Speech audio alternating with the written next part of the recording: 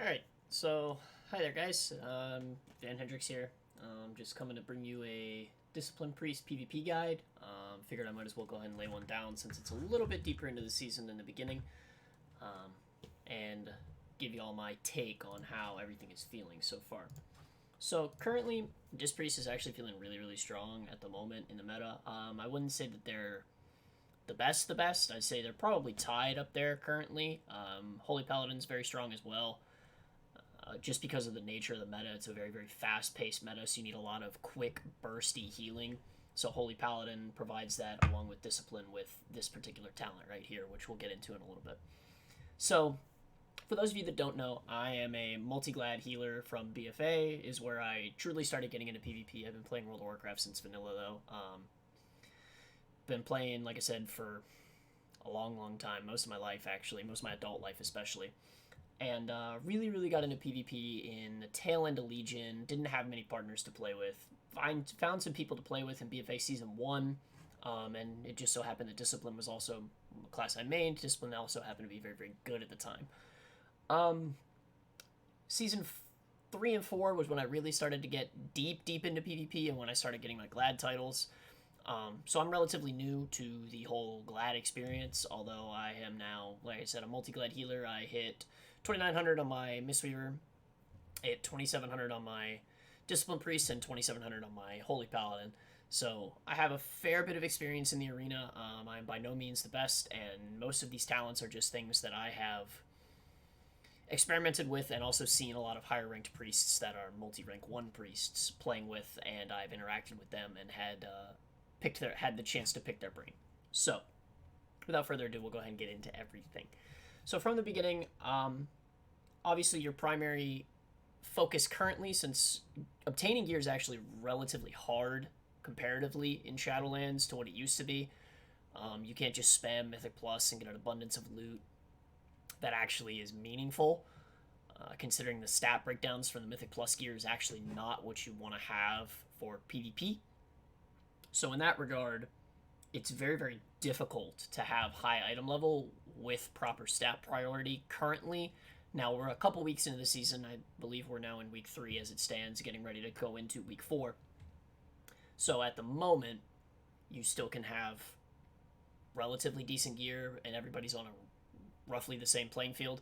But the most important thing that you're looking for currently is the highest item level possible gear with haste verse stat priority, with versatility being the primary goal here. So, perfect example would be this helmet right here. You obviously can't see that maybe because of my overlay, but it's the Cocoon Silk helmet. It comes out of Mists of Turn Scythe. Mine's on a Mythic 9 level. It's 200 item level. Verse heavy, haste verse piece, high item level. The only higher item level haste verse piece that's currently available without spending Conquest would be a Mythic 10, or if you got this out of your Mythic Plus chest in one of the past 2 weeks. So currently, your main goal obviously is to have Intellect. You're a healer, and you do damage, so you want your spells and your healing spells, your damaging dealing spells and your healing spells to be hitting as hard as humanly possible. Intellect is going to be your best friend in that regard. Your next thing that's going to be able to buff your healing and damage dealing is going to be versatility. So that's thusly why you want to reach for versatility. Now, as far as weapons go, because this is important, weapon is the highest item level piece of gear you can get in PvP, because if you hit 2400 rating, you can upgrade it to 233 item level. The weapon you want to be going after is the staff. It has haste versatility with verse heavy priority. Main hand offhand is a good option, but it's not the proper stat priority. Now, that being said, the caveat always is it's your character, play it how you see fit. But in terms of my idea on how to play Discipline Priest, haste verse is your primary objective. Next, your trinket breakdown depends on if you're Horde or Alliance. I happen to play Horde, so I play with the Duelist Medallion and the Insignia.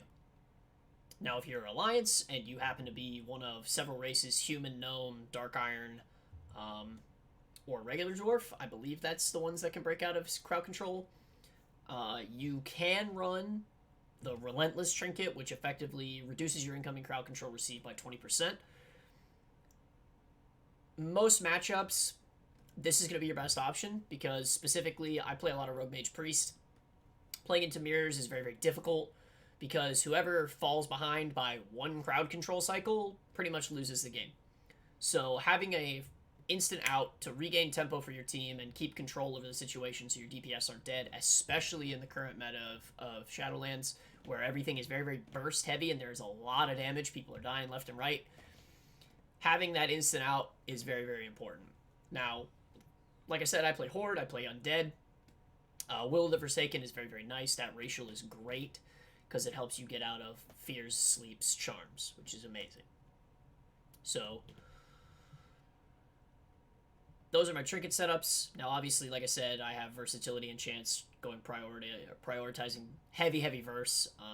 Currently, this is not the most verse I possibly could get. I could have higher item level weapons, but that's negligible. So, moving away from gearing now, we'll move into talents.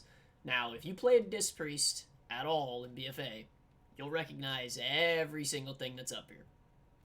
The only thing that has changed, is Shadow Covenant, which was a raid talent to begin with, it now functions differently than it used to. But that's negligible because we're not really going to talk about it because you shouldn't really be playing it in arenas specifically. RPGs is a whole different thing. I'm not really going to touch on that too much in this video. So your primary thing that you'll be playing the most in the 15 slot is going to be Castigation. The additional Bolt on Penance is amazing. It just helps so much with damage dealing and with on-demand healing. Typically, you're going to be offensive penancing. I do find myself defensive penancing a lot, especially when I'm out of Radiance charges from Ultimate Radiance, which, again, we'll touch on that in a little bit. So defensive penancing is nice with Castigation. It helps a ton. Twist of Fate is very underrated. I personally don't use it all that much, but don't sleep on 20% increased damage dealing and 20% increased healing done. That is huge, humongous, especially if you have Radiance charges or if you have a Penance proc from your Penance passive, which we'll go into in a little bit when we actually go into spells and usage. Schism you're never really going to use outside of like playing in twos, which twos is a whole different ball game. We can touch on that briefly in a little bit, but these two are probably going to be your main ones with a hard focus into Castigation for about 90-95% of your games. The only thing that I could really see Twist of Fate being very, very prominent in is into like rot heavy comps, so like an Unholy DK Shadow Priest team, which currently that's not really how they function because Shadow Priest actually has a lot of burst nowadays, but some Shadow Play, Shadow Cleave, anything that's going to have like an Affliction Warlock. Boomkins do a lot of burst damage, but they also have heavy rot as well. So anything that's going to kind of make your health bars tick down slowly, not just instantly burst you to 10% HP. Although, that does help because then you can recover easily and have a counter go after getting shot down that low HP. Next, in the 25 row, Body and Soul, Masochism, and Angelic Feather. This is just a preference, honestly, between Angelic Feather and Body and Soul. I think there's a higher skill ceiling for Angelic Feather because there's always the option for, and I've seen this done on some Disc Priest streams, and it always boggles my mind because I wish that I could do this and have the wherewithal to do it in the middle of a game, where people will put down an Angelic Feather near where the battle's going on, and they'll MC an enemy target, mind control an enemy target, and run them through the feather to get the bonus movement speed to run them even farther away from their teammates. So there's a lot of outplay and nuance with Angelic Feather that I think gives you a lot of skills expression with, but I think the ease of use of Body and Soul just makes it the baseline for me, is because no matter what, as long as I'm power word shielding, my team gets movement speed, which is very, very underrated. The utility of moving to somewhere quicker is very underrated in arenas. Now, that being said, again, it's personal preference. Masochism is only really ever going to be used if you know for a fact you're going to get trained. So comps like Warrior Ret at higher MMR, currently, a lot of comps will go healers just because healers kind of flop in CC, in stuns particularly. And you only have really one trinket and one way to get out unless you're a human, and that's only every 30 seconds. And then once you use both of your trinket and your human racial, you're out for another minute and a half. So that being said, Masochism is not as prevalent as Body and Soul and Angelic Feather, but it still is a viable option if you really, really are just struggling to not die to damage. So in the next row, you have Shield Discipline, Mindbender, and Powered Solace. Mindbender, again, falling under the same kind of minutia as Body and Soul, it's a much, much easier talent to use because it's a fire and forget. It's always going to do what it's supposed to do when it's supposed to do it whenever you push the button. It basically, if you read the talent here, it just replaces your Shadow Fiend, which is a 3-minute cooldown, with Mindbender, which is a 1-minute cooldown, and it regenerates mana. So instead of every 3 minutes, you have your Shadow Fiend, which is a big burst of damage. You use that on damaging goes or whatever, or what have you. You now can do that every minute, which would be really, really nice lining up with Dark Archangel in comps. Again, we'll get to PvP talents in a minute, and we'll touch on how those affect everything else. Personally, Powered Solace is great because you can use this every 13 seconds is what my haste cap comes down to. In BFA, I was using it every, 7 seconds was how much haste you could get up to. That was with haste corruptions, which was just silly. We won't even go there. So, next row in the 35 tree, you have Psychic Voice, Dominant Mind, and Shining Force.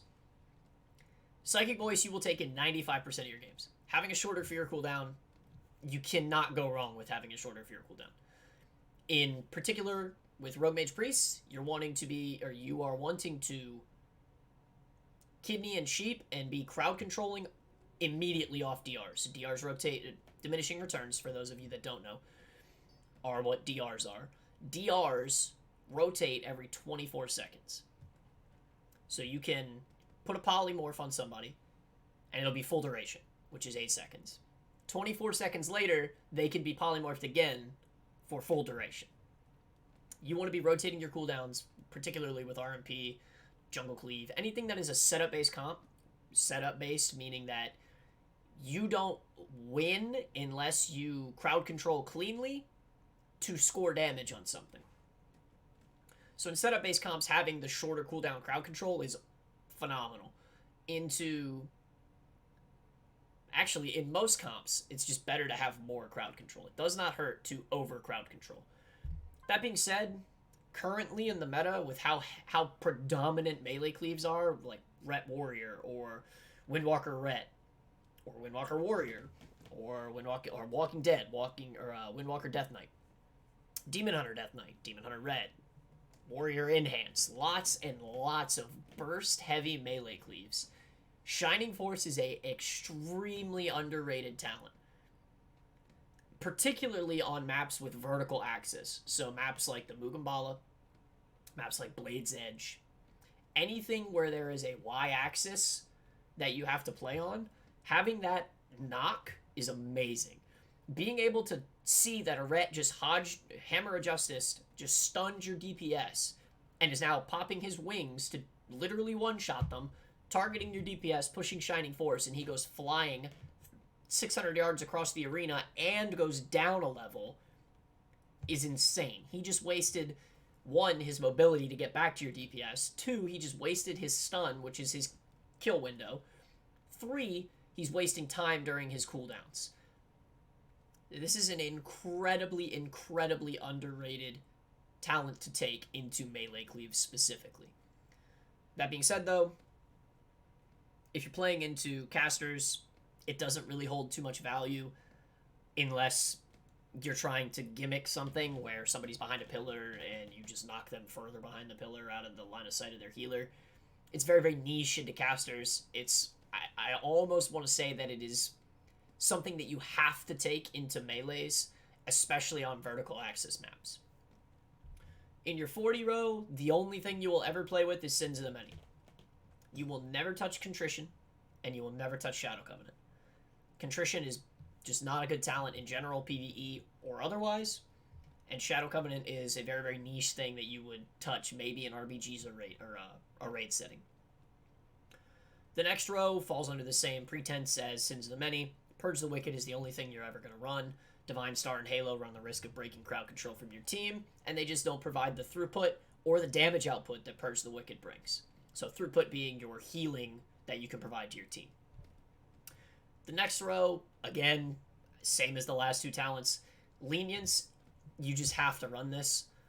Whenever you have Atonement active, which should be at all times in an arena, there's only 3 targets to maintain it on. You take 3% reduced damage. I held up a 2, it should be a 3.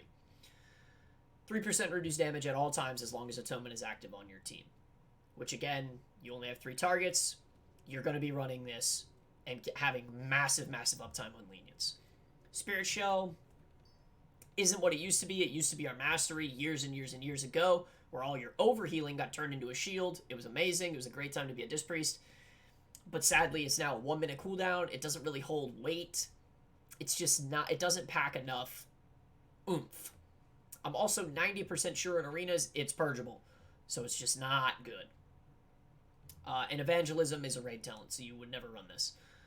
So that's your breakdown of talents. We'll touch on the PvP talents here and what are your options depending on what you're playing into and how they relate to your talents. Now, Ultimate Radiance. This is the only PvP talent you will run in every single game, no matter what, does not fail. This is what you will run currently every game. The meta is very, very fast-paced. You need a lot of on-demand burst healing, and this gives it to you. Ultimate Radiance makes your Power Word Radiance instant cast, and the healing is increased by 250% in PvP combat. That's disgusting. This spell costs a lot of mana, but it is so worth it with how hard people are getting one-shot nowadays in arenas.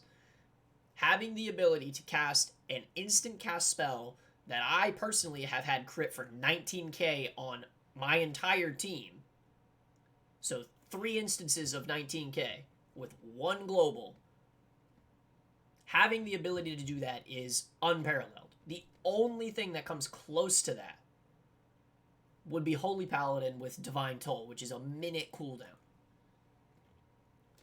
So Discipline Priest has very, very high on-demand burst healing.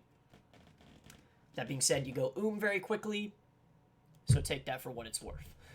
The next couple of talents we're going to go over in the PvP realm are comp dependent, but these two in particular right here, you'll run in most of your games as well. So Dark Archangel is a 1-minute cooldown PvP talent. Increases your damage, and the damage of all allies with your Atonement by 15% for 8 seconds. Your warrior throws a Storm Bolt at the kill target, he pops his avatar, you throw a Power Word Shield on him, you push Dark Archangel, he does 15% increased damage on top of his cooldowns. It's very, very straightforward. You want to win games as fast as possible as a Disc Priest. That's just how it works. You go before every other healer in the game, just how the nature of your toolkit. Having more damage to close out games quickly, never a bad option. Next is a personal favorite of mine. I love this talent. I love it, I love it, I love it, is Trinity. Atonement's duration is increased by 15 seconds. It literally doubles the time that your Atonement is on the target. And Healing Transfer increased by 20%. So your Atonement heals, for a percentage of the damage you deal. So if I deal 100 damage, my Atonement will heal for a percentage of that 100 damage. So with this talent, it will now heal for an extra 20%. So out of that 100, it heals for another 20 healing, which is a lot. The only caveat is you can no longer apply Atonement from any spell except Power Word Shield. So before you take Trinity, you can apply it from Power Word Radiance and Shadow Mend. Now it can only be applied by Power Word Shield, which is not necessarily a bad thing. It just means you have to pay more attention to when your Atonements are about to fall off, because they don't auto-apply from any of your healing spells. It's only Power Word Shield. Now next, we'll get into a couple of the talents that you can take as secondary options to these, but they're very niche, and you won't run them every game. This is your setup right here.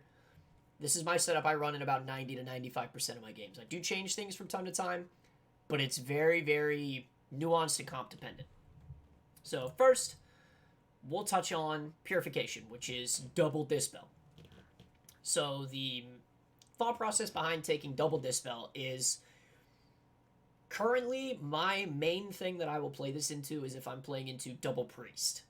So if I'm playing into Discipline Priest, Shadow Priest, and Affliction Lock particularly. So Shadow play. I'll take this. Because you want to be dispelling mind games, and since there's 2 priests, there's 2 mind games. So if they're good, they'll cast 1 mind games to bait your dispel, and then they'll hit you with another one, so that way your healing does damage to the other to your team. Which we'll touch on mind games here in a minute, and we'll touch on Covenant Choice, Soulbinds, all that stuff.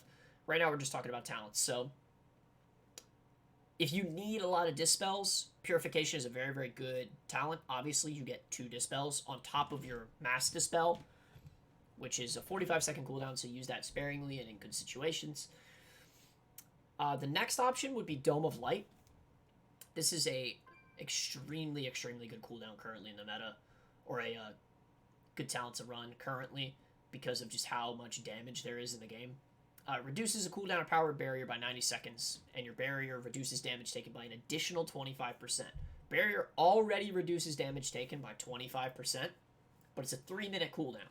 So it cuts the cooldown in half and doubles the damage reduction. So you go to a 90-second cooldown for 50% damage reduction. This is incredibly good into Ret Warrior, Ret Windwalker, Windwalker Warrior, Warrior Enhance. All of these extremely burst-heavy teams that rotate around minute to 2-minute cooldowns, Dome of Light is an incredibly good talent to take. The next one, this one I really only run into mages, and by really only run into mages, I mean I only run this into mages. It has its uses into other classes, but it's nowhere near as good as into mages.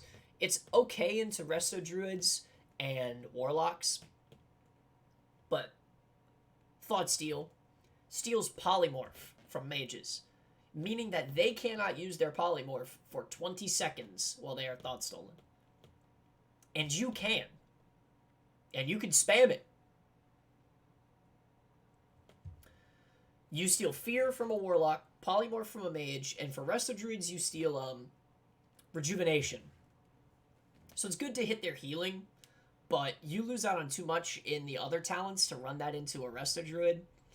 Whereas having this into a Mage and having the ability to just not worry about having to get Polymorph for 20 seconds every 90 seconds is pretty huge. Other than that, unless you're playing some 2s games and you want to just pump damage out, Searing Light's a good talent to take into 2s. I personally play around with it when I play 2s, but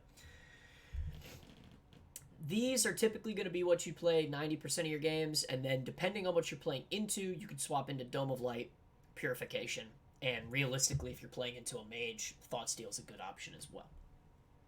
So if you guys haven't figured out by now, I am standing in Sinfall, which is the Venthyr class order hall, essentially. So I'm a Venthyr priest. 90% of the priests that you're going to encounter on the ladder that are playing Discipline and Shadow are playing Venthyr. The reason being is mind games. So we'll pull it up in the spellbook just because it's easier to read up here. Deal 4,600 shadow damage and briefly reverse their perception of reality. So what that means is for 5 seconds, the next 7,000 and change damage that they deal heals the target. So if their warrior is hitting my rogue and I mind games the warrior, all of the damage he does for the next 7,350 damage will heal my rogue instead of hurt him. And if they were to heal, say, if the enemy Resto Druid was to heal that warrior, all of the healing up to the next 7,350 healing that he would do to that warrior would damage the warrior. So this is a very, very, very powerful cooldown, especially if used properly. If used just for damage in general, it's great. It's an extremely hard-hitting spell. And it procs your Atonement, which means you heal off of the damage you deal with this. It's incredibly, incredibly, incredibly good. Also, you get Door of Shadows, which is a 1-minute cooldown 2.5 cast. It gives you additional mobility. It's amazing. I love it. I've landed multiple kills playing in arenas. Extending a CC chain because of a Soulbind that you get. It's fantastic.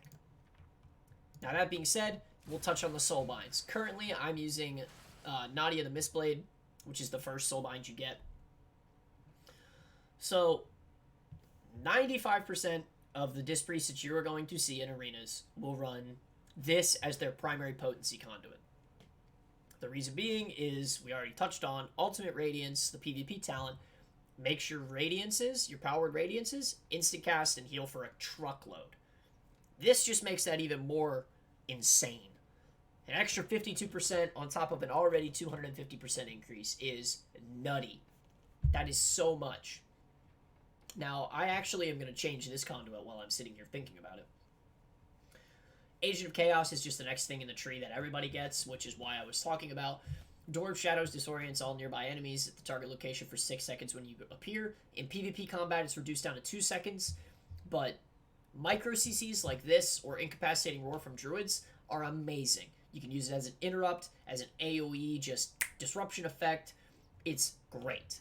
It helps set up so much, and like I stated earlier, it has helped me secure multiple kills and wins in arenas already.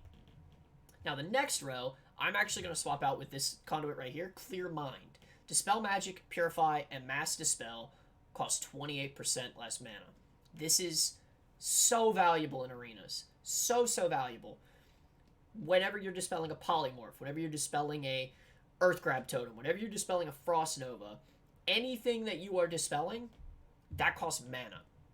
You can't see it because I have a particular macro that I use for my dispel, but Purify is 650 mana, which is, it costs mana.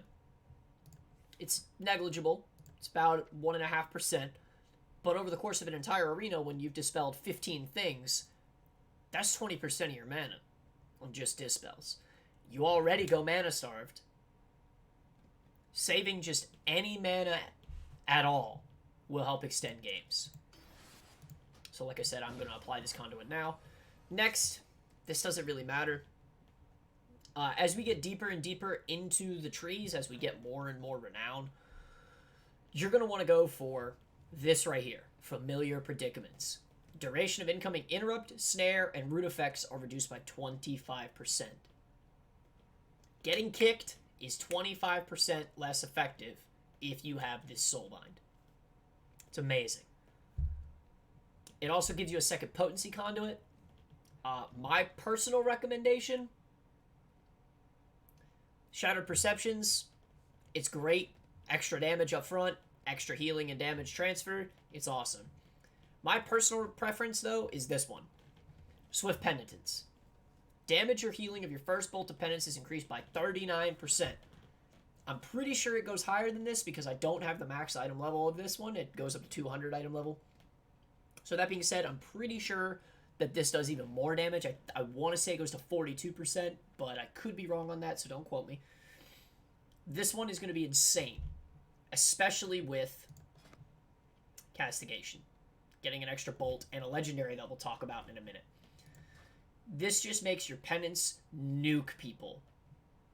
And for your endurance conduit that you get by proxy, personally, I like this one. Translucent Image. It just gives you another defensive cooldown to use when you're getting hit. Basically, it's like Greater Fade for Shadow Priests and Holy Priests. Just gives you a little bit of damage reduction. All the damage reduction in the world helps. Any little bit helps.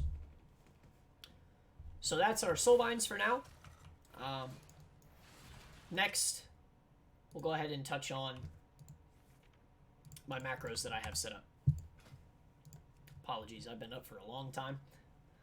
So, I use a lot of mouse over macros because I also PvE as well. People might not like that, but these are just typical mouse over macros for everything. So, this is the only... It's a mouse over as well, but it's a help harm macro where...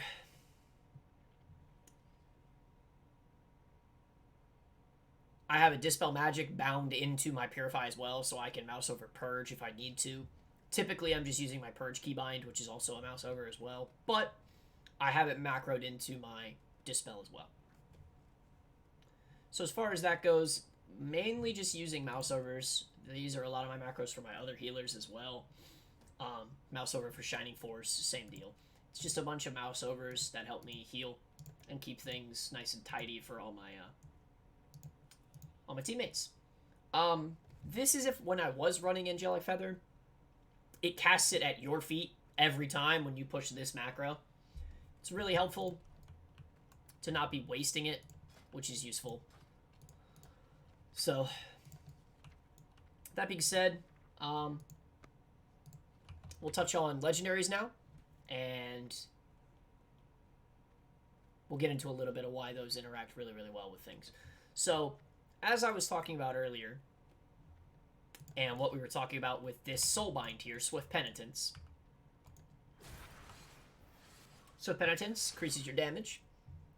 You also have a master or a passive where when your Shadow Word Pain or Purge the Wicked, in this case because I have it talented, has a chance to empower your penance, increasing its effectiveness by 50%. So your penance deals and heals for 50% more.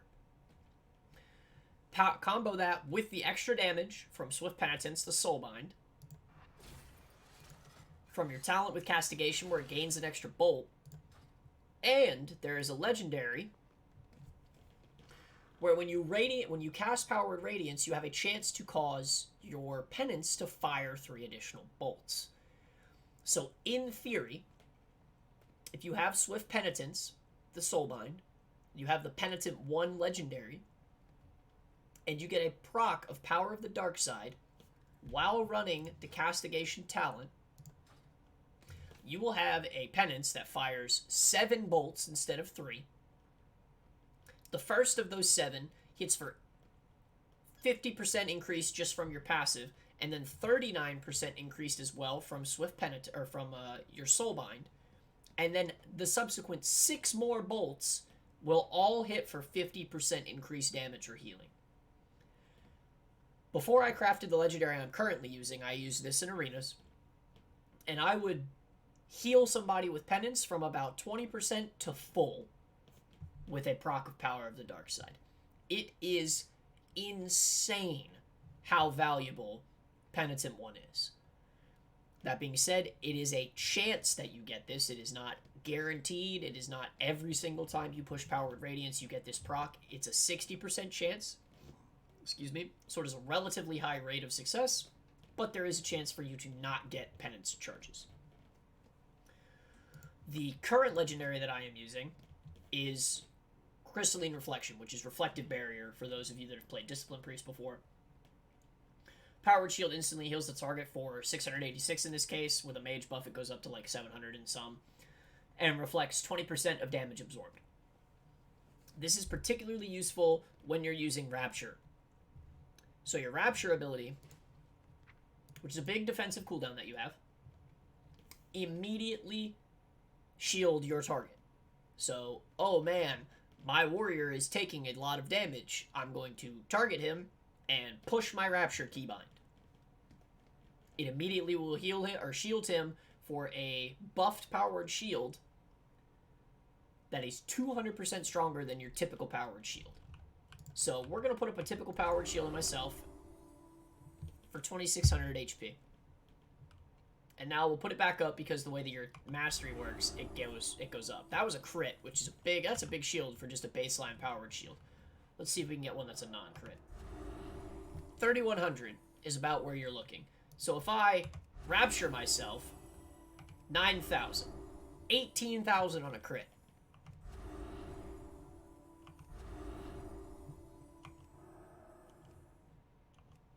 You're looking at anywhere from 30% to 50% of somebody's hit point. More than 50%, because I only have 31,000 buffed.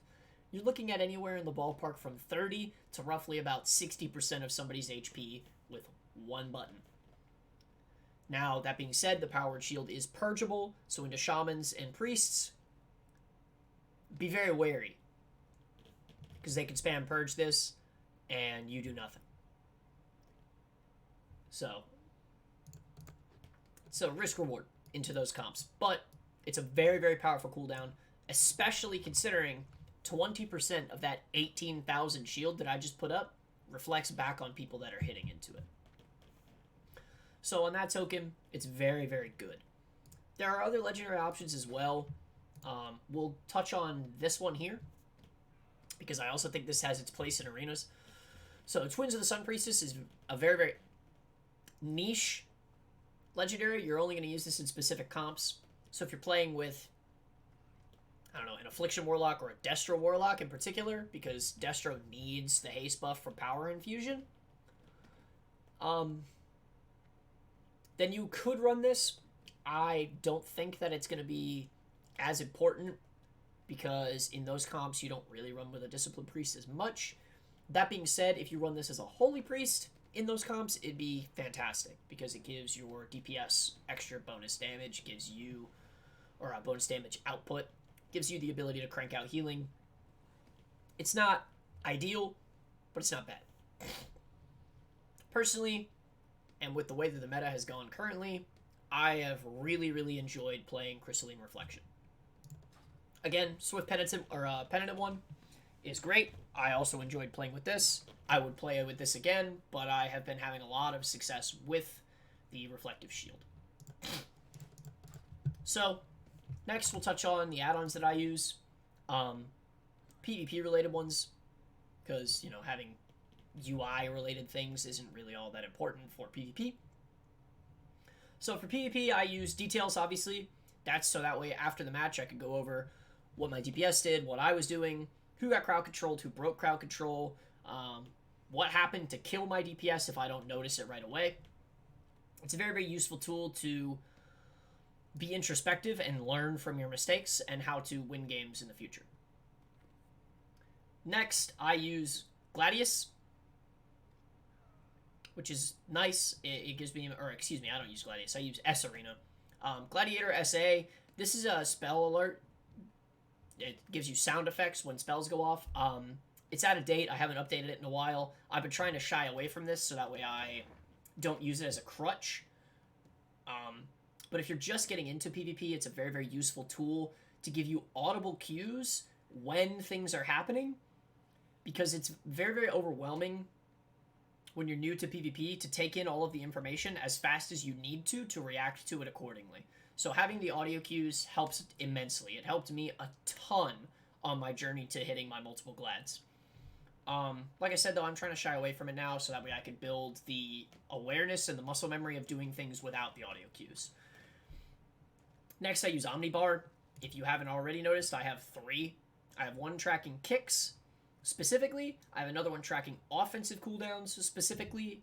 Omnibar tracks enemy usages, so it'll track enemy kicks, it'll track enemy offensive cooldowns, and then my third bar tracks enemy defensive cooldowns.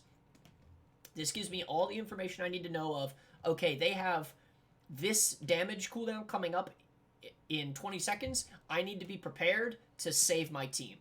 Okay, I know they don't have this damage or this defensive cooldown. I can help my team do more damage.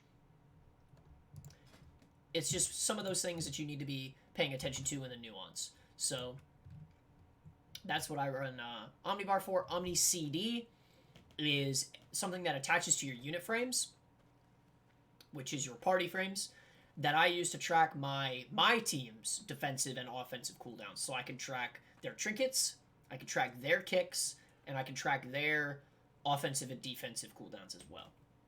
It's very, very useful to know, okay, I just got put in a polymorph and my warrior does not have Rallying Cry or Retaliation, which is parry.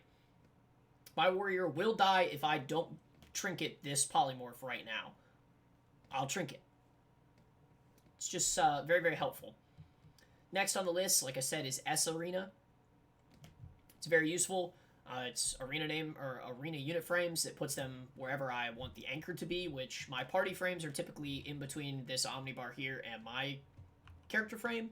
The S arenas are on this side, so that way everything is roughly around where my character is, so that way I can focus in the middle of the arena and take in all of the information in the arena at the same time. Next, I use weak auras. I don't have a ton of weak auras in Shadowlands currently. When I was playing in BFA, I had things that tracked like trinkets, like the the Obsidian Claw, Maledicts, those kinds of things. It's just weak Rs that help me track information that's going on in the arena, so that way I don't have to keep a mental note of it. It is just displayed on my screen. As far as everything else goes, Disc Priest is incredibly fun, guys. It's very, very hard to master. I personally have yet to master it. But it's incredibly, incredibly fun. The compositions that you can play with it, especially now in the meta, are so good. Discipline Priest provides so much burst healing and so much increased damage for your team, so much increased utility as well. It's very, very strong. Their only real downfall is that they run out of mana very quickly, which for those of you that have played Discipline Priest long enough, you know that that's always been the case. So currently, I think Discipline Priest is in an extremely good spot. And these are my thoughts on how the spec has felt so far in the first 5 weeks and how to play it. So, if you have any questions, I stream most days over on twitch.tv at twitch.tv/van_Hendrix. If you have any questions, drop on by. I'll be happy to answer. So, until then, y'all have a good one. Peace.